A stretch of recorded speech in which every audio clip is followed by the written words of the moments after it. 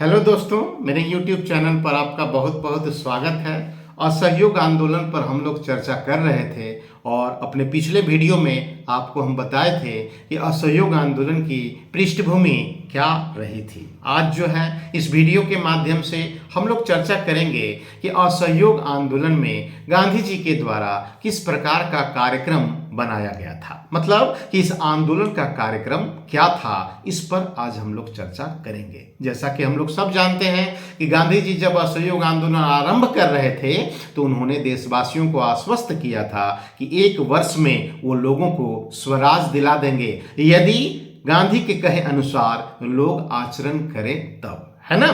तो हम लोग पाते हैं कि असहयोग आंदोलन में गांधी जी के द्वारा जो है वो 2 तरह का कार्यक्रम बनाया गया था। मतलब कार्यक्रम का मतलब यहाँ ये हुआ कि आंदोलन जब हमारा चलेगा ना तो उसमें इन चीजों को करना है और इन चीजों को नहीं करना है। मतलब क्या करना है और क्या नहीं करना है से संबंधित एक कार्यक्रम गांधी जी के द्वारा बनाया गया था। तो यह जो कार्यक्रम बना था ना, तो इसमें हम लोग पाते हैं क्या कि एक को कहा गया नकारात्मक कार्यक्रम और एक को कहा गया सकारात्मक कार्यक्रम। नकारात्मक कार्यक्रम मतलब कि क्या क्या हम लोगों को नहीं करना है, ठीक है ना, किन किन चीजों का हम लोगों को विरोध करना है, ठीक है ना। तो उसको नकारात्मक या विध्वंसात्मक कार्यक्रम के अंतर्गत रखा गया। दूसरा था सकारात्मक कार्यक्रम, मतलब क्या क्या चीज जो है सो हम लोगों को करना है ना। तो पहले हम लोग नकारात्मक कार्यक्रम की चर्चा करेंगे कि असहयोग आंदोलन के दौरान नकारात्मक कार्यक्रम के अंतर्गत किन किन चीजों को जो है सो रखा गया था। तो सबसे पहला जो था वो था कि उपाधियों एवं पदों का त्याग करना, है ना। ब्रिटिश शासन काल में अंग्रेजों के द्वारा समय समय पर विभिन्न लोगों को कई तरह की उपाधियां भी जो है सो प्रदान की जाती थी, है ना। तो गांधी जी ने यह निर्णय लिया कि आंदोलन के दौरान जो उपाधियां विभिन्न लोगों को मिली हैं ये उपाधियां सरकार को लौटाई जाएंगी, है ना, ताकि सरकार को लगे कि जनता का जो है सो सहयोग अब समाप्त हो गया है ना। क्योंकि उपाधि प्रतीक है कि भाई हम आपको कॉपरेट कर रहे हैं, हम आपके साथ हैं, है ना, हम आपको मान्यता दे रहे हैं, है ना। लेकिन अगर उपाधि को हम त्याग देते हैं, उसको सरकार को अगर लौटा देते हैं तो सरकार को ये मैसेज जाएगा कि जनता जो है, लोग जो हैं वो हमारे पक्ष में नहीं है, हमारे साथ सहयोग वो नहीं कर रही है। पदों का भी जो है सो त्याग करना, मतलब जो भी सरकारी पदों पर हैं, है ना, तो ये लोग अपने पदों से इस्तीफा देंगे। अगर एक साथ, है ना, लाखों की संख्या में लोग अगर अपने पदों को छोड़ेंगे, है ना, नौकरी से अगर इस्तीफा देंगे तो सरकार पर जो है सो एक अलग प्रकार का प्रेशर पड़ता है ना। तो इसलिए नकारात्मक कार्यक्रम के अंतर्गत यह रखा गया नंबर 1 में कि भाई उपाधियों का त्याग करना है और पदों का जो है वो त्याग करना है ना। फिर दूसरा जो पॉइंट था नकारात्मक कार्यक्रम के अंतर्गत वह था न्यायालय का बहिष्कार करना, है ना। मतलब कि न्यायालय का जो है सो बहिष्कार करना है आंदोलन के दौरान, ठीक है। अब एक चीज आप जान लीजिए कि ब्रिटिश शासन काल में अंग्रेजों की जो भू राजस्व व्यवस्था थी या अंग्रेजों की जो अन्य दूसरी नीतियां थीं, उन नीतियों के वजह से कोर्ट कचहरी में मामलों की जो है सो बरसात हो गई थी। मतलब कि कोर्ट कचहरी में गांव देहात के लोगों का हुजूम उमड़ता था, है ना। कई प्रकार के केस जो हैं वो आम हो चले थे और लोगों का जीवन जो है वो पूरी तरह से जो है सो उलझ करके रह गया था, कोर्ट कचहरी में ही उलझ करके रह गया था, ठीक है ना।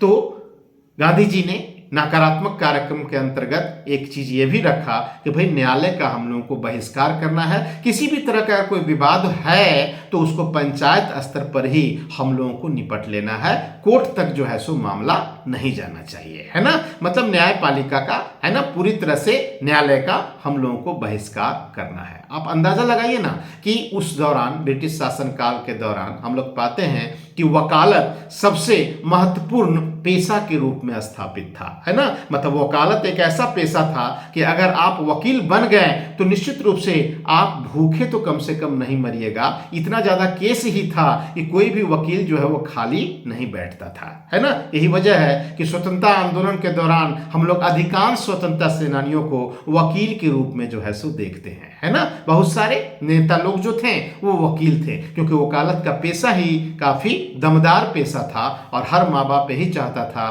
कि उसका बच्चा पढ़ लिख करके वकील बने, है ना। तो न्यायालय का जो है सो बहिष्कार करना था। तीसरा, विदेशी वस्त्रों की जो है वो होली जलानी थी। नकारात्मक कार्यक्रम के अंतर्गत तीसरा जो बिंदु था वो यही था कि आंदोलन के दौरान विदेशी वस्त्रों की होली हम लोगों को जलानी है, विदेशी वस्त्रों का बहिष्कार हम लोगों को जो है सो करना है ना। तो क्यों ऐसा किया गया? तो ऐसा इसलिए किया गया कि हम लोग जानते हैं कि भारत में अंग्रेजों का शासन निश्चित रूप से स्थापित हो चुका था, लेकिन अंग्रेजों ने व्यापार करना, है ना, छोड़ा नहीं था। और हम लोग पाते हैं कि ब्रिटिश शासनकाल के दौरान भी भारत में, है ना, इंग्लैंड के कारखानों में जो वस्त्र बनते थे, है ना, तो इंग्लैंड के कारखानों में बने कपड़े सबसे ज्यादा भारत ही जो है सो आयात किए जाते थे और भारत के बाजारों में ही जो है सो बेचा जाता था और इससे अंग्रेजों को काफी लाभ प्राप्त होता था, है ना।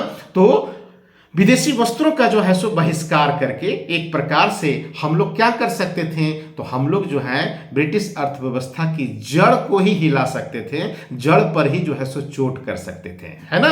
यही वजह है कि गांधी जी ने क्या किया कि न सिर्फ उन्होंने विदेशी वस्त्रों का बहिष्कार किया बल्कि चरखे का भी प्रचार किया ताकि अपना कपड़ा हम खुद बनाए, है ना। तो चरखा जो है सिर्फ चरखा नहीं था, चरखा एक प्रकार से संकेत था कि भाई हम ब्रिटिश अर्थव्यवस्था की जड़ पर जो है सो चोट कर रहे हैं। अगर हर घर अपने चरखे के माध्यम से खुद ही कपड़ा बनाने लगे और उसको पहनने लगे तो भारतीय बाजार में विदेशी कपड़ा नहीं बिकेगा, और विदेशी कपड़ा अगर नहीं बिकेगा तो भारत अंग्रेजों के लिए लाभकारी नहीं रह जाएगा और भारत छोड़ने के लिए भी वो लोग सोचने लगेंगे, है ना। तो चरखा अपने आप में एक बहुत बड़ा राजनीतिक अस्त्र था जिसका प्रयोग गांधी जी के द्वारा जो है वो किया गया।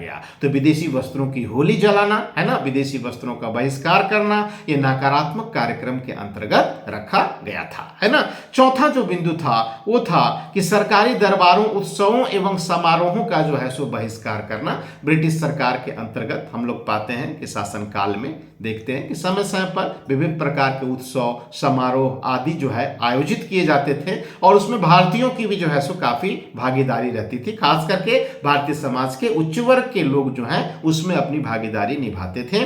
तो गांधी जी ने यह निर्णय लिया कि भाई इन सब चीजों का जो है सो हम लोगों को विरोध करना है, बहिष्कार करना है, इसमें भारतीय शामिल नहीं होंगे, है ना। इससे भी अलग प्रकार का दबाव ब्रिटिश सरकार पर पड़ता, ठीक है ना।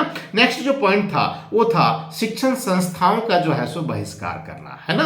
नकारात्मक कार्यक्रम के अंतर्गत शिक्षण संस्थाओं का, चाहे आप सरकार के द्वारा स्थापित स्कूलों में पढ़ रहे हो या कॉलेजों में पढ़ रहे हो, तो नकारात्मक कार्यक्रम के अंतर्गत आपको जो है उसका बहिष्कार करना था। मतलब कि स्कूल नहीं जाना है, स्कूल का बहिष्कार करना है, कॉलेज नहीं जाना है, कॉलेज का जो है सो बहिष्कार आपको करना है। यह भी नकारात्मक कार्यक्रम के अंतर्गत रखा गया था, क्योंकि अगर ऐसा होता तो क्या होता कि शिक्षण संस्थाओं को केंद्र में इसलिए रखा गया था क्योंकि शिक्षण संस्थाओं में पढ़ने वाले जो नौजवान हैं, है ना, जो युवा वर्ग हैं, तो युवाओं को ज्यादा से ज्यादा आंदोलन से जोड़ा जा सके, है ना।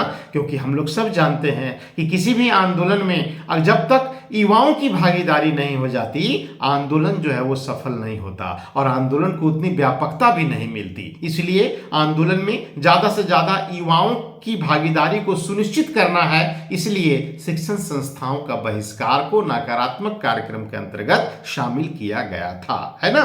फिर हम लोग पाते हैं कि नकारात्मक कार्यक्रम के अंतर्गत गांधी जी के द्वारा एक बिंदु यह भी रखा गया था जो रिजर्व के रूप में था, है ना। मतलब कि असहयोग आंदोलन के दौरान इसको एक्टिवेट नहीं करना था, गांधी के आदेश पर ही जो है सो ये एक्टिवेट होता।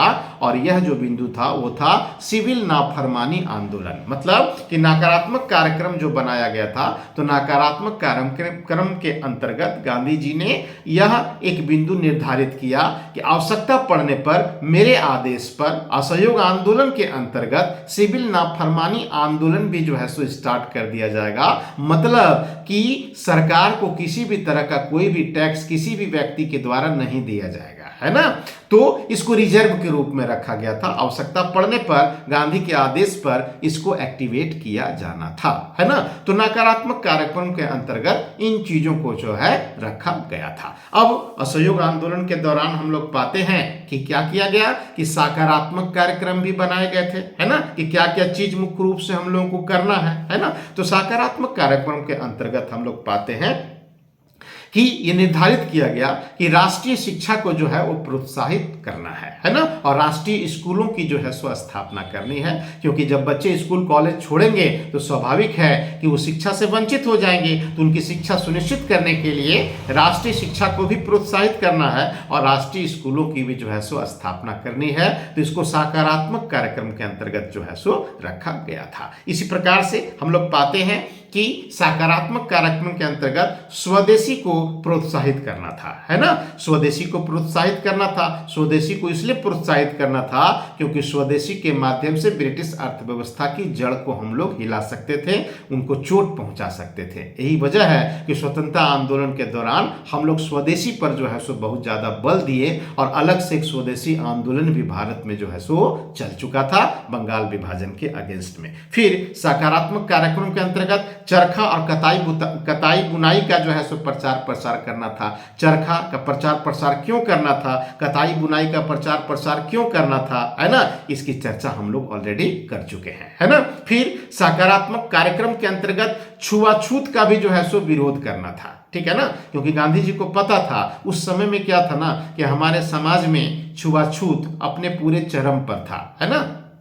तो हम लोग देखते हैं क्या कि समाज जो जातियों में बटा हुआ था तो उसमें बहुत सारी ऐसी जातियां थीं जिनको अछूत माना जाता था, अस्पृश्य माना जाता था, और उनके साथ जो है समाज के उच्च वर्ग के जो लोग थे, उच्च जाति के जो लोग थे, है ना, तो किसी भी तरह का संपर्क उनके साथ जो है सो नहीं रखते थे। तो छुआछूत का भी विरोध करना था, क्योंकि बिना छुआछूत का विरोध किए गांधी जी अपने आंदोलन को व्यापक जो है सो, है ना, सामाजिक आधार नहीं दे सकते थे। अगर ब्राह्मण ये बोले या अन्य दूसरी जाति की ये लोग बोले कि भाई अमुक जाति अगर आंदोलन में शामिल होगा तो हम आंदोलन में शामिल नहीं होंगे, क्योंकि हम उसके साथ शामिल होंगे तो हम छुआ जाएंगे, है ना, अछूत लोगों के साथ हम आंदोलन में शामिल नहीं हो सकते। तब तो आंदोलन का सामाजिक आधार संकुचित हो जाता। तो उस समय का समाज में हम लोग जब देख रहे हैं कि छुआछूत जो है अपने पूरे चरम पर है ना, एक बहुत बड़ी सामाजिक समस्या के रूप में स्थापित है,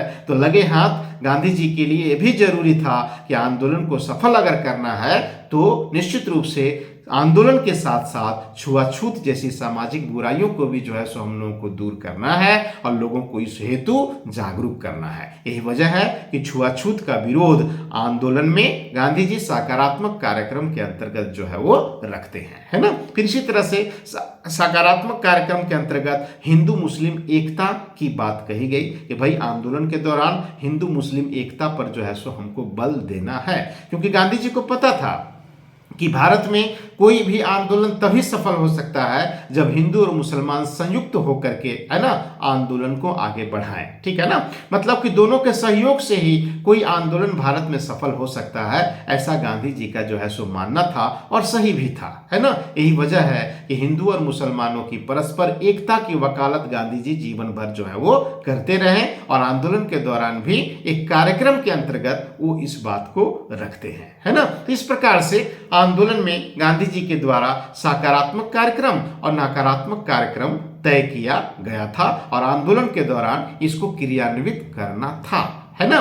तो ये बातें थी आंदोलन, चूंकि पृष्ठभूमि की चर्चा हम लोग कर चुके। अब आज के वीडियो में हम लोग जो है बात किए कि भाई आंदोलन के कार्यक्रम किस प्रकार के थे, क्या क्या चीज करना था आंदोलन के दौरान। अब नेक्स्ट वीडियो में हम लोग बात करेंगे कि आंदोलन का विस्तार कैसे हुआ, है ना, कितने चरणों में ये जो है सो आगे बढ़ा और किस चरण में किस प्रकार की घटनाएं घटी। तो आज इतना ही। नेक्स्ट वीडियो में हम लोग असहयोग आंदोलन को ही आगे बढ़ाने के क्रम में मिलेंगे। आज इतना ही। धन्यवाद।